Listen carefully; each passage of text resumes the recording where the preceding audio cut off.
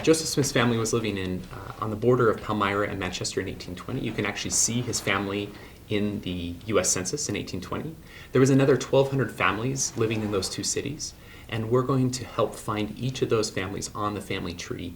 Collectively, they have about 15 million descendants today, and we'll be sharing information about those families with Family Search, so that any one of those descendants that has an account with Family Search could have a discovery experience this next spring when we have the 200th anniversary of the first vision. And this is one of the hardest projects we've ever done, and it would be great to have your help. I have some instructions online for how to do it, but I want to show you really quick how you can get involved.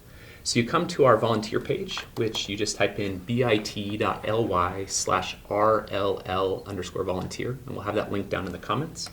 But if you click on that, that'll take you to this page that has all of the different volunteer opportunities that we provide.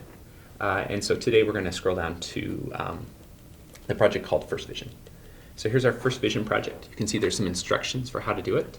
And then if you click the data button, it'll drop you right into the sheet. Okay. And so you can just pick a place to start. If you want, you could even use the find function to look for someone with your surname. You could also start with surnames that are less common or one that catches your attention.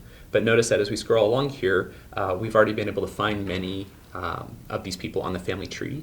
And you can tell that we found them on the family tree because you'll see the identification code from Family Search. And then we're also linking these people to the 1820 census. So if you see here, this is the 1820 census linked to the person, and these ones indicate that that's been done already. And then we have a couple different methods for doing it. And so this column's just used to keep track of whether someone's searched for that person on a public member tree. And then another one of our methods involves looking for them in the 1850 census, which was the first census where the whole household is there together. And then we have a third method that involves a subscription to Genealogy Bank, but you can also look in the newspapers that existed in Palmyra at the time and try to find information about the household head. The biggest challenge with the 1820 census is all the information you have is just the name of the household head and then some information about the number of household members of different ages. So let me just show you a quick example of how we would do this. And so we can scroll down to where there's kind of an empty spot. And you can see we've had a lot of success in finding people using various methods, but right here. So here we have someone named Solomon Griswold. So I'm going to copy that name. And one of the first approaches we're going to use is just look for an Ancestry public member tree. So notice I'm just going to Google Ancestry public member tree, and I can come here. So I'm logged in right now, and so I'm just going to paste this name right here. Okay, and there's various ways you could search.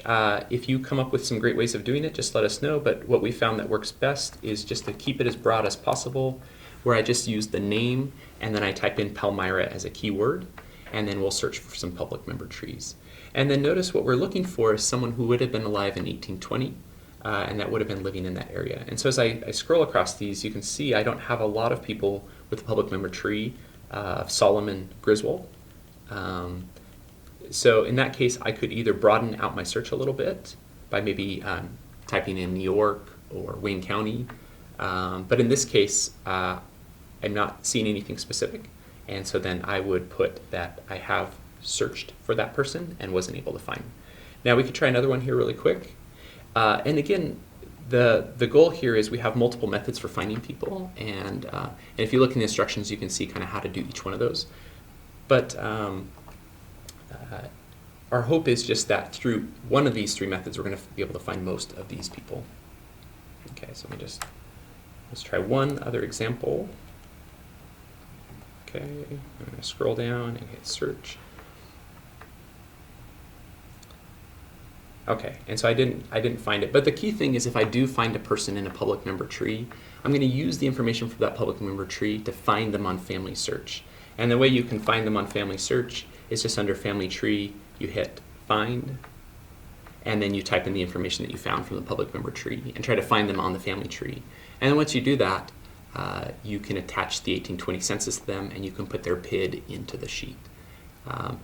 Other ways to look for people is maybe to find someone with that name in the 1850 census or find them in a newspaper. But we're grateful for your help. Feel free to look at the instructions for other ways you can help with this project. But our ultimate goal is to help find each of these 1,200 families on the family tree so that their descendants can be notified about this important historical event that their family is connected to.